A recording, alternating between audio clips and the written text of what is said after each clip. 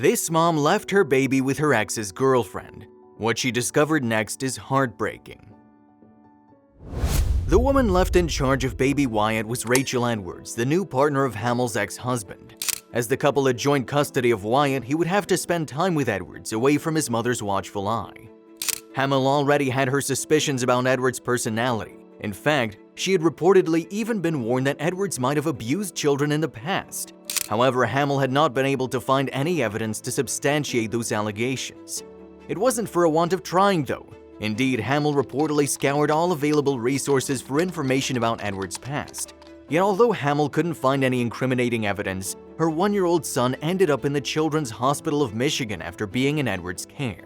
And his injuries were so severe that he was treated by the doctors there for almost 2 months. Wyatt had been shaken so aggressively, in fact, that he suffered a skull fracture and brain damage. Although he survived the assault, he remains mentally impaired and continues to struggle to eat solid foods. His ribs were also broken as a result of the incident, and he was left partially blind in his left eye. Moreover, Wyatt has needed further operations and visits to the therapist every year since the attack happened.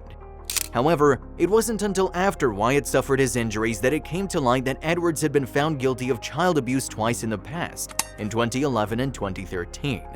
Hammell was understandably furious that she had been unable to get hold of this information prior to the attack. Edwards had admitted to third-degree child abuse back in 2011 following an incident in which she had struck a very young boy.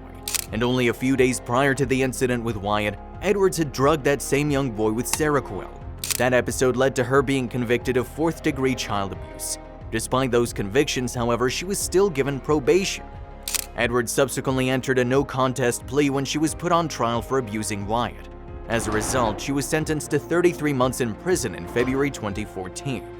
Hammell expressed her happiness that her child's abuser would finally see jail time, although it didn't change the fact that the effects of Edwards' actions will play a role in Wyatt's life forever.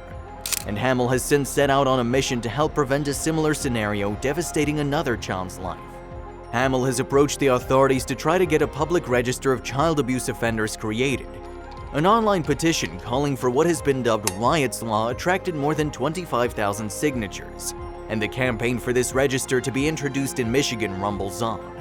Hammell has stated that if this happens in her home state, it'll likely cause a ripple effect with others looking to follow suit. The pros and cons of such a register are already being discussed in the likes of Kentucky and Utah.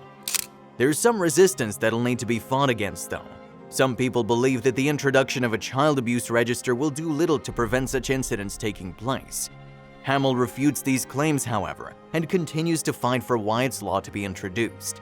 She remains determined to ensure that her son's plight will result in legislative action being taken.